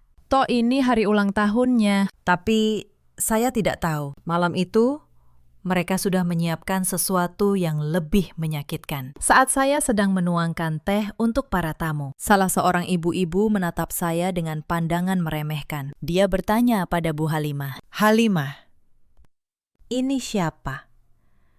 Ya, dari tadi sibuk mondar-mandir. Pembantu baru, kelihatannya agak kurang cekatan. Tadi tehnya sampai sedikit memercik. Saya menghentikan gerakan saya. Jantung saya berdetak satu ketukan lebih cepat. Saya menatap ke arah Bu Halimah, menyimpan harapan kecil. Bukankah ini saatnya beliau berkata, "Oh, bukan. Dia menantu saya." Tapi yang keluar dari mulut Bu Halimah justru sebaliknya. Dia tertawa renyah, katanya, "Oh, dia. Iya, dia cuma pembantu yang saya pungut untuk mengurus rumah ini. Maklum, masih baru. Jadi, belum terlalu becus." Para tamu ikut tertawa. Tawa itu menusuk telinga saya seperti pecahan kaca. Saya melirik ke arah Damar. Suami saya sedang berdiri tidak jauh dari situ. Dia mendengar semuanya. Dan dia hanya tersenyum kecil. Lalu kembali sibuk dengan ponselnya. Tangan saya gemetar memegang teko. Tapi saya tetap menuangkan teh itu sampai selesai. Saya tidak ingin membuat keributan di depan tamu. Malam itu, ada sesuatu di dalam dada saya yang retak. Dan saya tahu, retakan itu tidak akan bisa diperbaiki lagi. Setelah pesta usai, saya pikir penghinaan hari itu sudah cukup. Ternyata belum. Keesokan paginya, Vira datang lebih awal dari biasanya. Dia membawa map tebal berwarna coklat. Dia duduk di ruang keluarga bersama Bu Halimah dan Damar, lalu memanggil saya, "Mbak Anindya, sini sebentar. Ada yang mau kita bicarakan soal keluarga." Saya duduk. Vira membuka map itu dengan senyum yang dibuat-buat. Dia berkata, "Begini, Mbak, kami sekeluarga sudah berdiskusi. Damar kan sekarang direktur, beban kerjanya berat. Tapi saham perusahaan masih banyak atas nama Mbak. Itu kurang pantas. Masa istri lebih besar perannya daripada suami? Jadi, sebaiknya Mbak menandatangani surat ini. Pengalihan sebagian saham ke Damar. Demi keharmonisan keluarga, saya menatap map itu, lalu menatap wajah mereka satu persatu. Bu Halimah berkata dengan nada memaksa, "Iya, tanda tangani saja. Kamu ini istri, harusnya mengabdi pada suami. Jangan rakus, mau menguasai semuanya sendiri." Saya menelan ludah. Saya berkata pelan, "Saya perlu membacanya dulu." "Bu, Vira langsung memotong.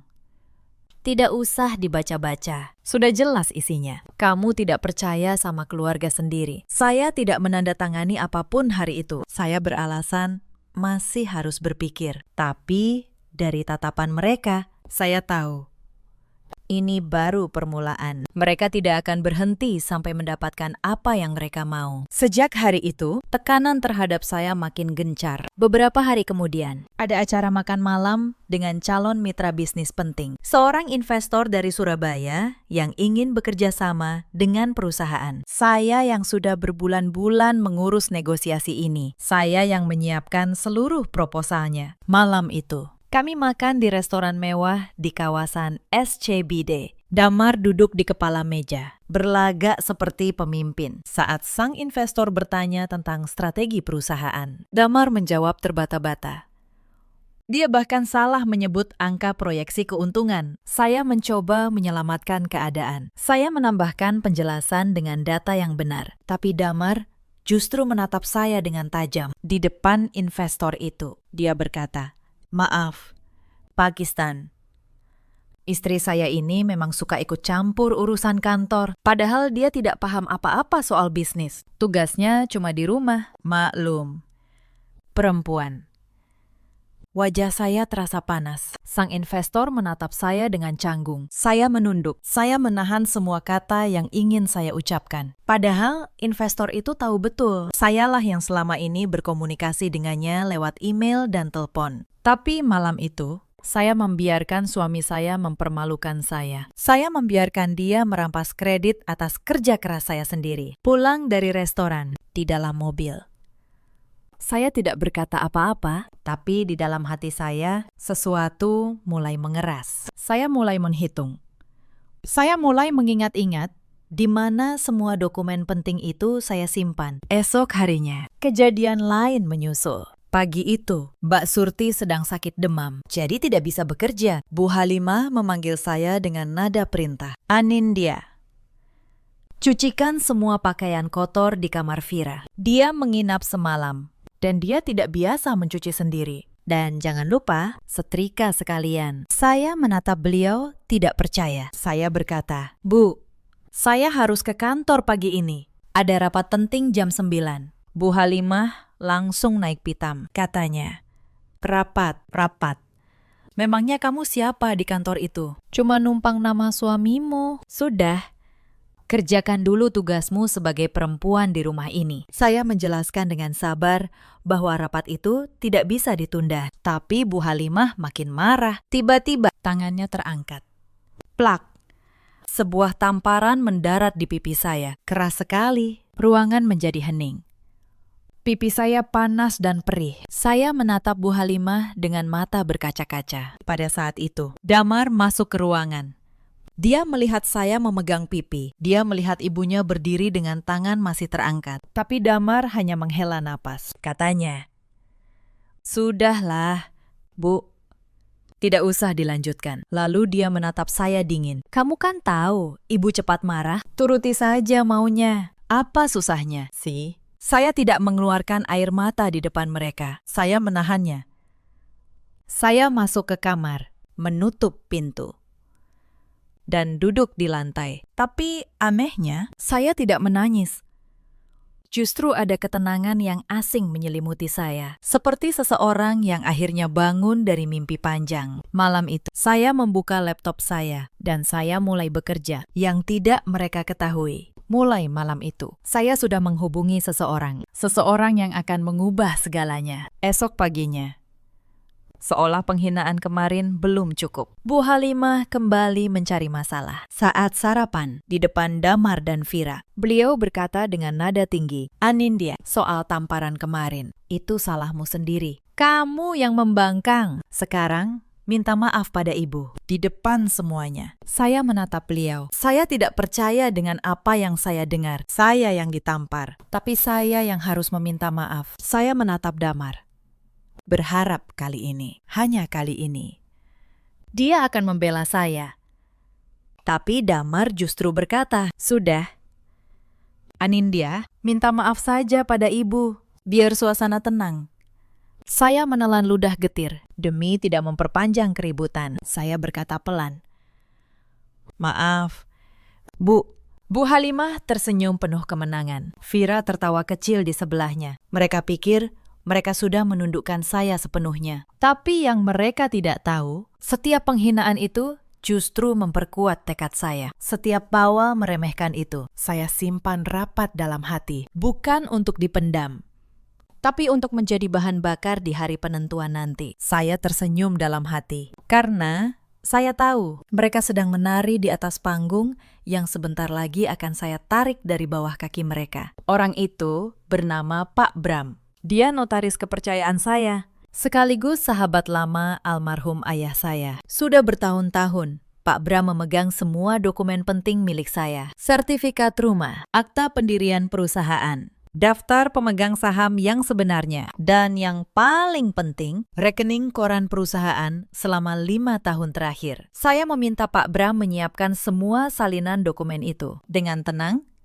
saya mulai menyusun sebuah rencana. Bukan untuk menghancurkan, tapi untuk menunjukkan kebenaran. Kebenaran yang selama ini saya kubur demi menjaga perasaan orang-orang yang tidak pernah menghargai saya. Beberapa hari setelah saya mulai menyiapkan dokumen, sebuah peristiwa lain terjadi. Ada acara pernikahan sepupu Damar di sebuah gedung mewah. Seluruh keluarga besar hadir. Saya datang sebagai istri Damar, mengenakan kebaya yang anggun. Tapi sepanjang acara, Bu Halimah memperkenalkan saya kepada para kerabat dengan cara yang aneh. Dia tidak pernah menyebut saya sebagai menantunya. Dia hanya berkata, "Oh, ini yang membantu-bantu di rumah." Beberapa kerabat menatap saya bingung. Seorang bibi tua bahkan bertanya terang-terangan, "Loh, jadi Damar belum menikah? Kapan menikahnya?" Bu Halimah hanya tersenyum, lalu mengalihkan pembicaraan. Saya berdiri di sudut ruangan, menyaksikan suami saya tertawa bersama keluarganya, sementara saya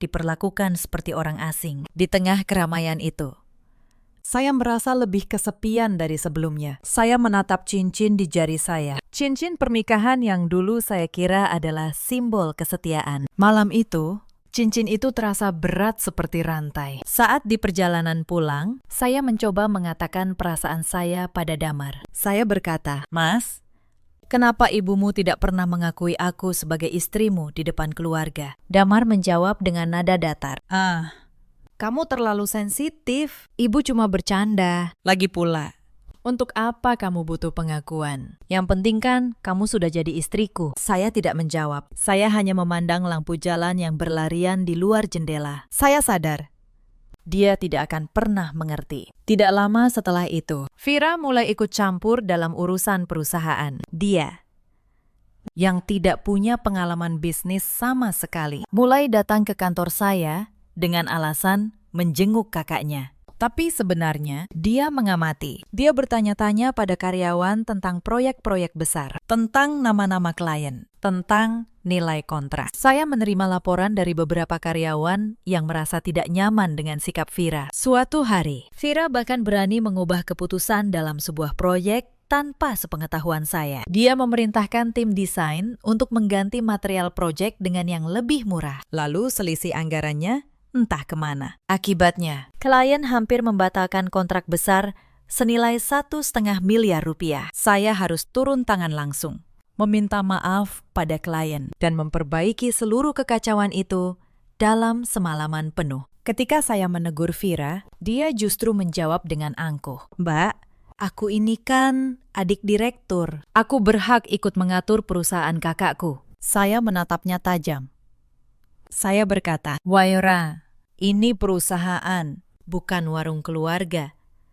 Ada aturan, ada profesionalisme." Vira hanya mencibir. Lalu dia pergi sambil berkata, "Lihat saja nanti. Sebentar lagi semua ini akan jadi milik keluarga kami." Saya tidak tahu saat itu betapa seriusnya ancaman dalam kata-katanya. Malam harinya, saya tidak bisa tidur. Saya membuka kembali semua dokumen lama saya. Perjanjian pranikah yang dulu saya buat atas saran ayah saya. Akta perusahaan, sertifikat rumah, semua tersimpan rapi. Untuk pertama kalinya, saya bersyukur bahwa ayah saya dulu mengajarkan saya untuk selalu berhati-hati. Cinta itu boleh, Nak, Begitu kata ayah dulu. Tapi jangan pernah menyerahkan apa yang sudah kamu bangun sebelum kamu benar-benar yakin orang itu pantas. Dulu saya pikir nasihat itu terlalu dingin. Sekarang, nasihat itu menyelamatkan saya. Sementara saya diam-diam menyiapkan semuanya. Keluarga itu justru makin lancang. Suatu sore, saya tidak sengaja mendengar percakapan mereka di ruang keluarga. Saya baru pulang kantor, dan langkah saya berhenti di balik partisi kaca. Saya mendengar suara Vira. Bu, surat pengalihan sertifikat rumah sudah saya siapkan. Tinggal dipaksa supaya Mbak Anindya tanda tangan. Kalau rumah ini sudah atas nama Damar, nanti gampang kita alihkan ke saya. Anindya tidak akan bisa apa-apa. Lalu, suara Bu Halimah menjawab, bagus. Perempuan itu memang harus tahu diri. Dia cuma beruntung bisa menikahi anakku. Sekarang saatnya kita ambil semua yang seharusnya jadi milik keluarga kita. Dan yang paling menyakitkan, saya mendengar suara Damar. Suami saya sendiri. Dia berkata santai, iya, urus saja, asal beres. Aku malas berurusan dengan detail begitu. Saya berdiri membeku di balik kaca itu. Tangan saya mengepal. Tapi anehnya, hati saya justru terasa dingin dan jernih. Tidak ada lagi keraguan. Tidak ada lagi harapan yang tersisa untuk diselamatkan. Mereka ingin merampas segalanya. Rumah saya, perusahaan saya, hidup saya. Saya berbalik pergi tanpa bersuara. Malam itu, saya menelpon Pak Bram untuk yang terakhir kali sebelum eksekusi. Saya berkata pelan, Pak Bram, siapkan semuanya. Minggu depan, saya akan mengundang seluruh keluarga dan saya ingin Bapak hadir membawa semua dokumen aslinya. Pak Bram terdiam sejenak di ujung telepon. Lalu dia berkata, Anindya, kamu yakin? Setelah ini, tidak ada jalan kembali. Pernikahanmu, keluargamu, semuanya akan berubah. Saya menarik napas panjang. Saya menjawab tegas. Justru karena tidak ada jalan kembali, saya harus melakukannya. Pakistan. Saya sudah terlalu lama hidup sebagai bayangan di rumah saya sendiri. Sekarang saatnya saya kembali menjadi diri saya. Pak Bram menghela napas. Lalu dia berkata, baik. Ayahmu pasti bangga melihat keberanianmu hari ini. Setelah menutup telepon, saya duduk lama dalam keheningan. Saya teringat semua kenangan. Hari pernikahan saya yang penuh harapan. Senyum Damar yang dulu saya kira tulus. Tapi semua kenangan itu kini terasa seperti milik orang lain. Saya tidak lagi menangisi apa yang hilang. Karena saya tahu yang akan saya dapatkan kembali jauh lebih berharga. Yaitu harga diri saya sendiri. Mereka pikir mereka sedang berburu mangsa yang tidak berdaya. Mereka tidak tahu bahwa mangsa itu sebenarnya adalah pemilik dari seluruh hutan ini. Hari-hari menjelang pertemuan itu, saya tetap berpura-pura menjadi menantu yang penurut. Saya tetap menuangkan teh. Saya tetap menunduk saat dimarahi. Tapi di dalam, saya sudah menjadi orang yang berbeda. Selama menunggu, mereka terus menguji kesabaran saya. Suatu malam, Bu Halimah mengumpulkan beberapa kerabat untuk makan malam. Di tengah makan, beliau dengan sengaja menyindir saya. Katanya pada para tamu, untung anak saya sabar, punya istri yang tidak bisa masak, tidak bisa mengurus rumah, dan sukanya keluyuran. Coba kalau bukan Damar, mana ada laki-laki mau? Para kerabat tertawa. Saya hanya tersenyum tipis, sambil menambahkan nasi ke piring mereka. Di bawah meja, jari-jari saya mengepal. Tapi saya berkata dalam hati, sebentar lagi, semuanya akan berakhir. Vira pun tidak mau kalah. Dia mulai membawa-bawa barang dari rumah kami ke rumahnya. Sebuah vas keramik mahal, lukisan kecil di ruang tamu, bahkan beberapa set peralatan makan import. Saat saya bertanya, dia menjawab enteng. Ini kan barang keluarga. Lagi pula, Mbak punya banyak uang. Beli lagi saja, gampang. Lalu dia tertawa. Seolah mencuri itu adalah hal yang lucu. Saya mencatat semuanya. Setiap barang yang hilang, setiap penghinaan, setiap tindakan lancang, bukan untuk dendam yang membara, tapi untuk memastikan bahwa ketika saatnya tiba, tidak ada satupun dari mereka yang bisa berkelit. 3 hari sebelum pertemuan, terjadi sesuatu yang membuat saya benar-benar yakin akan keputusan saya. Mbak Surti datang ke kamar saya dengan wajah ketakutan. Dia berbisik, Bu, maaf.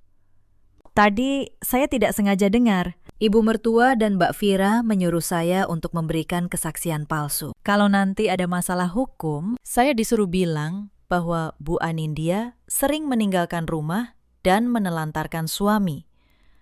Mereka mau menjebak ibu. Saya menatap Mbak Surti. Saya bertanya, lalu, apa jawabanmu? Mbak Surti menggeleng kuat. Air matanya jatuh. Katanya, saya tidak mau. Bu Anindya orang baik. Saya tidak mau berbohong. Justru saya mau bilang yang sebenarnya. Kalau ibu yang selama ini menanggung semuanya. Saya memeluk Mbak Surti. Untuk pertama kalinya dalam waktu yang lama. Saya merasa ada yang berdiri di pihak saya. Dia, seorang pembantu yang dianggap rendah oleh keluarga itu. Justru memiliki hati yang jauh lebih mulia daripada mereka semua. Tapi yang tidak saya duga, ada satu pengkhianatan lagi yang tersembunyi. Pengkhianatan yang datang dari tempat yang paling dekat. 2 hari sebelum pertemuan, saya mendapati sesuatu yang janggal. Saat memeriksa email perusahaan, saya menemukan beberapa dokumen internal sudah diakses dari luar. Ada yang membocorkan data keuangan perusahaan ke pihak ketiga. Saya melacaknya dengan bantuan tim IT, dan hasilnya membuat saya terdiam. Yang membocorkan data itu adalah asisten pribadi saya sendiri. Namanya Randy, orang yang sudah 5 tahun bekerja dengan saya. Orang yang saya percaya sepenuhnya. Ternyata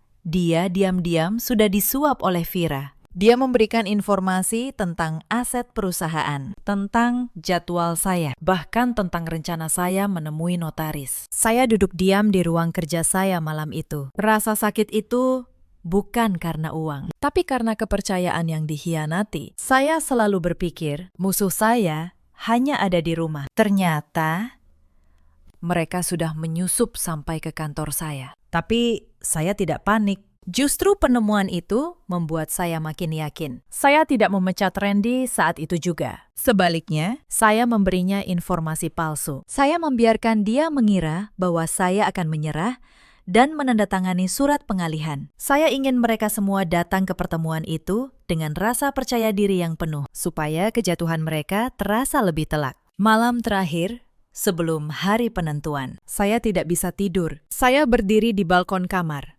memandang lampu-lampu kota Jakarta yang berkelip jauh di bawah sana. Saya teringat 12 tahun perjuangan saya membangun semuanya dari nol. Saya teringat ayah saya yang selalu berkata, Anindya, kebaikan itu harus, tapi jangan sampai membuatmu lupa melindungi dirimu sendiri. Selama ini saya terlalu baik. Saya membiarkan diri saya diinjak demi sebuah kata bernama keluarga. Tapi keluarga yang sejati tidak akan pernah menginjak. Malam itu, saya berjanji pada diri sendiri. Besok, saya akan mengambil kembali harga diri saya. Bukan dengan teriakan, tapi dengan kebenaran yang tidak bisa dibantah. Pagi hari pertemuan itu, saya bangun lebih awal. Saya tidak memakai baju rumahan seperti biasanya. Saya mengenakan setelan blazer hitam yang biasa saya pakai untuk rapat besar. Rambut saya tata rapi. Saya menatap diri saya di cermin. Untuk pertama kalinya dalam 3 tahun, saya melihat Anindya Kusuma yang sesungguhnya. Bukan menantu yang ketakutan, tapi seorang pemimpin. Bu Halimah melihat penampilan saya dan langsung menyindir. Mau kemana kamu? Dandan seperti itu. Ingat, hari ini kamu harus menandatangani surat. Jangan macam-macam. Saya hanya tersenyum. Saya menjawab, tenang, tentu. Bu, hari ini memang hari penting untuk menyelesaikan semuanya. Satu persatu, mereka berkumpul di ruang keluarga. Bu Halimah duduk di kursi utama, layaknya seorang ratu. Vira duduk di sebelahnya, memegang map coklat berisi surat pengalihan yang sudah mereka siapkan. Damar duduk dengan santai, menyeruput kopinya. Bahkan, beberapa kerabat dekat ikut diundang oleh Bu Halimah untuk menjadi saksi bahwa menantunya menyerahkan harta dengan sukarela. Yang tidak mereka sangka, saya juga mengundang seseorang. Tepat pukul 10, bel rumah berbunyi. Mbak Surti membuka pintu. Masuklah seorang pria parubaya berkemeja rapi, membawa tas kerja berwarna coklat tua. Pak Bram, notaris saya. Di belakangnya, mengikuti 2 orang lagi. Seorang adalah pengacara perusahaan, dan seorang lagi auditor keuangan. Bu Halimah mengernyit. Dia bertanya, Siapa orang-orang ini? Kenapa kamu mengundang orang luar ke urusan keluarga? Saya mempersilakan mereka duduk. Lalu, saya berkata dengan tenang, mereka bukan orang luar, Bu. Mereka di sini untuk memastikan semua urusan hari ini berjalan secara sah dan resmi. Bukankah Ibu ingin saya menandatangani surat pengalihan? Maka, mari kita lakukan dengan benar di hadapan notaris dan saksi. Vira tersenyum penuh kemenangan. Dia mengira saya akhirnya menyerah. Dengan cepat, dia membuka map coklatnya dan meletakkan surat pengalihan sertifikat rumah di atas meja. Nah, begini dong, Mbak. Tinggal tanda tangan di sini. Setelah ini, rumah jadi atas nama Damar. Saya menatap surat itu. Lalu saya menatap mereka satu persatu dengan tatapan yang berbeda dari biasanya. Tatapan yang tenang, tapi tajam. Saya berkata pelan sebelum saya menandatangani apapun. Ada baiknya kita semua memahami dulu apa sebenarnya yang sedang kita bicarakan. Pak Bram, tolong bacakan dokumen pertama. Pak Bram membuka tasnya. Dia mengeluarkan sebuah map tebal. Dia berdiri, lalu berkata dengan suara berwibawa. Baik.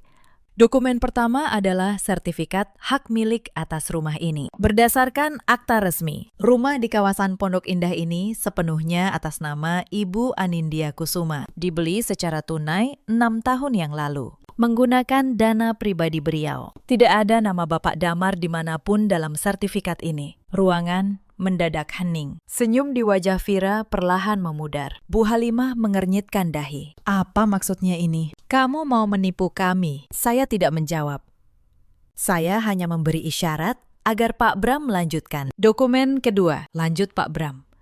Akta pendirian perusahaan desain interior tempat Bapak Damar menjabat sebagai direktur. Berdasarkan akta ini, pendiri sekaligus pemegang saham mayoritas sebesar 90% adalah Ibu Anindya Kusuma. Bapak Damar hanya memegang 10% saham. Yang itu pun merupakan pemberian dari Ibu Anindya setelah pernikahan. Posisi direktur yang beliau emban adalah jabatan operasional, bukan kepemilikan. Wajah Damar berubah pucat. Cangkir kopi di tangannya bergetar. Dia berkata terbata, Itu tidak mungkin. Aku ini direktur. Perusahaan itu milikku. Saya menatap suami saya. Saya berkata tenang. Tidak. Mas, kamu direktur karena saya yang mengangkatmu. Perusahaan itu saya yang dirikan 12 tahun lalu, sebelum aku bahkan mengenalmu. Selama ini kamu menikmati gelar dan gengsi, sementara seluruh keputusan besar, seluruh kontrak, seluruh uang yang mengalir, semuanya berasal dari kerja keras saya. Bu Halimah berusaha membantah, suaranya meninggi. Bohong, anakku yang membiayai semua ini. Rumah ini, mobil itu. Semuanya hasil kerja keras Damar. Saya tersenyum getir. Saya mengangguk pada auditor yang duduk di samping Pak Bram. Pakistan, tolong tunjukkan rekening korannya. Sang auditor membuka laptopnya dan menyalakan proyektor kecil yang sudah saya siapkan. Di dinding, muncul tabel keuangan selama 5 tahun terakhir. Dia menjelaskan, ini adalah laporan arus kas pribadi dan perusahaan. Semua pemasukan utama, kontrak besar, dan dana operasional masuk melalui rekening atas nama Ibu Anindya. Pengeluaran rumah tangga, termasuk gaji pembantu. Biaya pesta ulang tahun bulan lalu sebesar 230 juta rupiah. Dan transfer untuk paket pesiar Eropa sebesar 300 juta rupiah. Semuanya berasal dari rekening Ibu Anindya. Tidak ada satupun transaksi besar yang berasal dari rekening pribadi Bapak Damar. Angka-angka itu terpampang jelas di dinding. Tidak bisa dibantah, tidak bisa dipungkiri. Para kerabat yang diundang Bu Halimah mulai berbisik-bisik. Mereka menatap Bu Halimah dengan pandangan berbeda. Wajah ibu mertua saya memerah, lalu memucat. Saya berdiri dari kursi saya. Saya berjalan pelan ke tengah ruangan. Saya berkata dengan suara yang tenang. Tapi setiap kata terdengar jelas di telinga semua orang. Selama 3 tahun, saya diam. Saya menuangkan teh untuk tamu-tamu ibu. Saya dipanggil pembantu di rumah saya sendiri. Saya ditampar karena ingin pergi ke kantor yang saya dirikan sendiri. Saya dipermalukan di depan mitra bisnis oleh suami yang jabatannya saya berikan. Dan kalian semua. Bukannya merasa berterima kasih, justru berkomplot untuk merampas semuanya dari saya. Saya berbalik menatap Vira. Kamu, Vira. Kamu yang menyusun surat pengalihan ini. Kamu juga yang menyuap asisten saya, Randy, untuk membocorkan data perusahaan. Oh, jangan kaget. Saya sudah tahu sejak lama. Dan Randy yang kalian andalkan itu justru memberi saya bukti percakapan kalian. Vira tersentak. Wajahnya pias. Map coklat di tangannya jatuh ke lantai. Saya menatap Bu Halimah. Dan Ibu. Ibu yang menyuruh Mbak Surti memberi kesaksian palsu untuk menjebak saya. Tapi Ibu salah menilai orang. Mbak Surti yang Ibu anggap rendah justru jauh lebih jujur daripada darah daging Ibu sendiri. Bu Halimah tidak bisa berkata apa-apa. Bibirnya bergetar. Untuk pertama kalinya, perempuan yang selalu berkuasa itu terlihat begitu kecil. Terakhir, saya menatap Damar, suami saya, pria yang dulu saya cintai karena saya kira dia tulus. Saya berkata pelan, "Mas, dari semua orang di ruangan ini, kamu yang paling mengecewakan saya. Bukan Ibu, bukan Vira, tapi kamu. Kamu tahu siapa saya. Kamu tahu siapa yang membangun semua ini. Tapi kamu memilih diam saat ibumu menampar saya. Kamu memilih tertawa saat saya dipanggil pembantu. Kamu memilih gengsi di atas istri sendiri." Damar menundukkan kepalanya. Dia tidak berani menatap saya. Tubuhnya gemetar. Saya kembali ke meja. Saya mengambil surat pengalihan yang disiapkan Vira. Lalu, perlahan, saya merobeknya menjadi dua di hadapan mereka semua. Saya tidak akan menandatangani apapun. Sebaliknya, mulai hari ini, ada beberapa hal yang akan saya tanda tangani. Saya menatap Pak Bram. Pak Bram, siapkan surat-suratnya. Pak Bram mengangguk. Dia mengeluarkan setumpuk dokumen baru. Saya menjelaskan satu persatu dengan tenang. Pertama, surat pemberhentian Bapak Damar dari jabatan direktur. Efektif hari ini. Saham 10% yang dulu saya berikan, saya tarik kembali sesuai perjanjian pranikah yang dulu kita sepakati, yang ternyata tidak pernah kalian baca dengan teliti. Kedua, surat pemberitahuan kepada seluruh penghuni rumah ini bahwa pemilik sah adalah saya. Dan saya memberi waktu 7 hari bagi siapapun yang bukan atas nama saya untuk meninggalkan rumah ini. Ketiga, laporan resmi kepada pihak kepolisian dan komisi terkait atas dugaan pembocoran data perusahaan dan upaya pemalsuan dokumen yang melibatkan Vira dan asisten saya, Randy. Setiap kalimat yang saya ucapkan seperti palu yang menghantam mereka. Vira mulai menangis, memohon, "Mbak, tolong. Jangan laporkan saya ke polisi. Saya minta maaf. Saya hilaf." Bu Halimah ikut memohon. Kali ini dengan nada yang sama sekali berbeda dari biasanya. "Anindya, Nak, kita kan keluarga. Jangan begini." Ibu minta maaf. Saya menatap mereka dengan tenang. Saya berkata, "Keluarga. Kata itu baru kalian ucapkan sekarang. Saat kalian sudah tidak punya apa-apa lagi. Di mana kata keluarga itu? Saat saya dipanggil pembantu di rumah saya sendiri. Di mana kata itu? Saat tangan ibu menampar pipi saya." Tidak ada yang bisa menjawab. Ruangan itu hening. Hanya diisi suara isat tangis Vira. Setelah pertemuan itu berakhir, hidup di rumah itu berubah total dalam sekejap. 7 hari yang saya berikan berlalu dengan cepat. Hari pertama, mereka masih berusaha membujuk saya. Bu Halimah mengetuk pintu kamar saya berkali-kali, membawa makanan. Berpura-pura baik, dia berkata, "Anindya, Ibu masak makanan kesukaanmu. Mari kita bicara baik-baik. Ibu sudah anggap kamu seperti anak sendiri." Saya hanya menjawab dari balik pintu, "Terima kasih, Bu. Tapi waktunya tinggal 6 hari lagi." Hari kedua, Vira datang membawa anaknya. Dia berharap saya akan luluh melihat keponakan. Dia menangis sambil berkata, "Mbak, kasihanilah anak saya. Kalau saya masuk penjara, siapa yang mengurus dia?" Saya menatap Vira. Saya berkata, "Vira, kamu memikirkan anakmu sekarang. Tapi saat kamu menyuap Randy untuk menghancurkan saya, apakah kamu memikirkan bahwa saya juga manusia?" Vira terdiam. Dia tidak punya jawaban. Damar mencoba pendekatan yang lain. Suatu malam, dia masuk ke kamar saya. Dia berlutut. Air matanya mengalir. Dia berkata, "Anindya, aku mohon, beri aku kesempatan sekali lagi. Aku akan berubah. Aku sadar aku salah. Aku tidak bisa hidup tanpamu." Saya menatap pria yang dulu saya cintai itu. Dulu.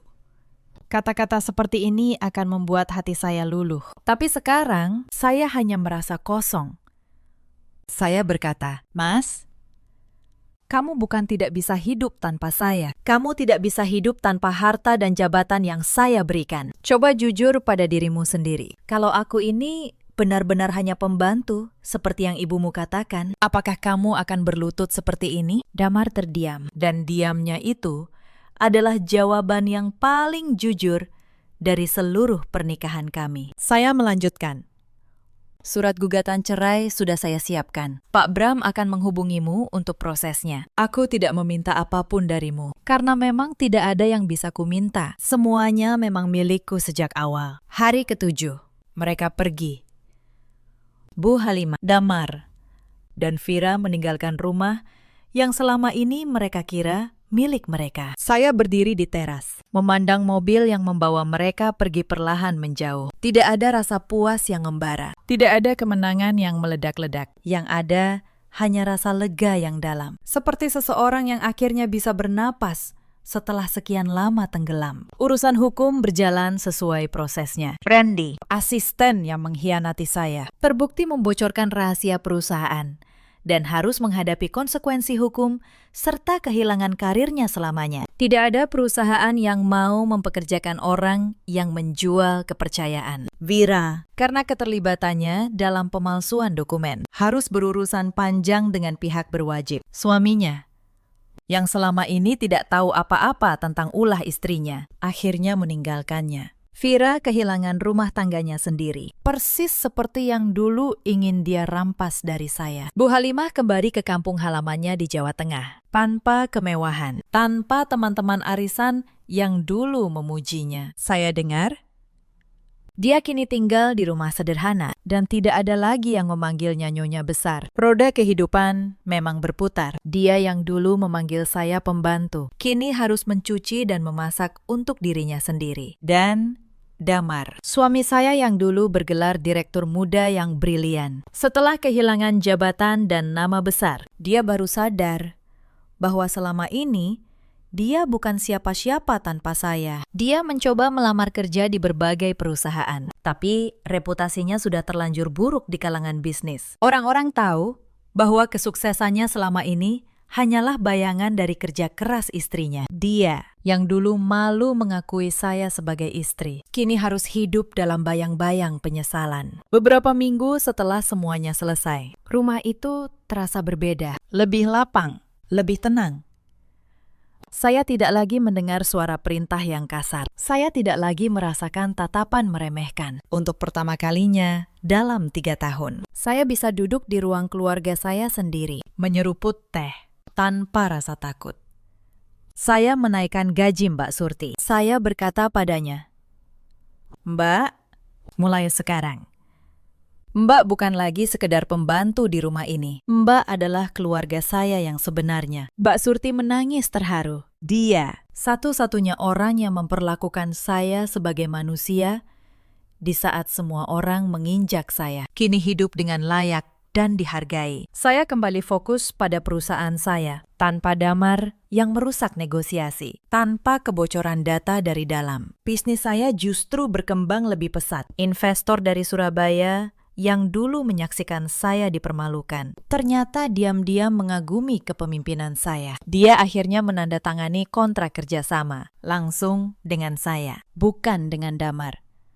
Katanya, "Sejak awal saya tahu siapa otak di balik perusahaan ini." Bu Anindya, malam itu, saya berdiri lagi di balkon yang sama. Tempat di mana dulu saya berjanji pada diri sendiri untuk mengambil kembali harga diri saya. Saya meletakkan cangkir teh di atas meja balkon. Saya merentangkan kedua tangan. Saya menghirup udara malam dalam-dalam. Beban berat di pundak saya telah terangkat sepenuhnya. Pengorbanan yang dulu disia-siakan memang terasa menyakitkan. Tapi pelajaran yang saya dapatkan jauh lebih berharga. Kebaikan yang diberikan kepada orang yang tidak tahu diri hanyalah amunisi yang kelak akan mereka gunakan untuk menembak kita sendiri. Tapi kebaikan yang disertai dengan keberanian untuk melindungi diri, itulah kekuatan yang sesungguhnya. Sahabat, cerita ini mengajarkan kita banyak hal tentang kehidupan. Jangan pernah menilai seseorang dari penampilan luarnya. Orang yang paling diam, yang paling sabar, menanggung beban, seringkali justru adalah pondasi yang paling kuat. Dan ketika pondasi itu ditarik, seluruh bangunan kesombongan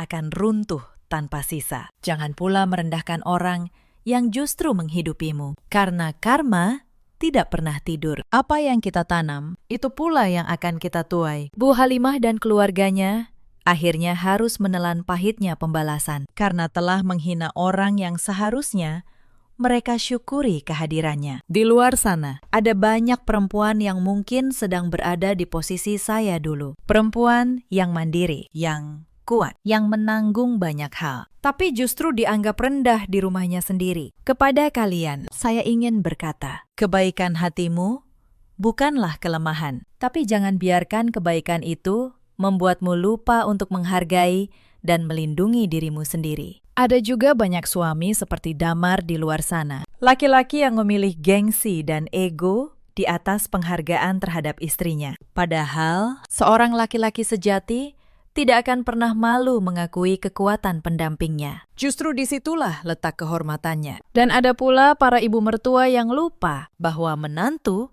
bukanlah pembantu. Menantu adalah orang yang dipercaya untuk menjaga anak mereka. Memperlakukannya dengan hormat adalah cara terbaik untuk menjaga keutuhan sebuah keluarga. Dalam hidup, kita selalu punya pilihan. Pilihan untuk terus diam dan diinjak, atau pilihan untuk berdiri dan mempertahankan harga diri kita dengan cara yang bermartabat. Saya memilih yang kedua, dan saya tidak pernah menyesalinya. Bagaimana dengan kalian? Sahabat, apakah kalian pernah mengalami hal serupa? Atau kalian punya cerita lain yang ingin dibagikan? Ceritakan kisah kalian di kolom komentar. Mungkin pengalaman kalian bisa menguatkan orang lain yang sedang berjuang dalam diam. Terima kasih sudah menemani sampai akhir. Jika kisah ini menyentuh hati kalian, jangan lupa tekan tombol like, bagikan kepada orang-orang terdekat, dan subscribe agar tidak ketinggalan kisah-kisah penuh pelajaran berikutnya. Sampai jumpa di cerita selanjutnya.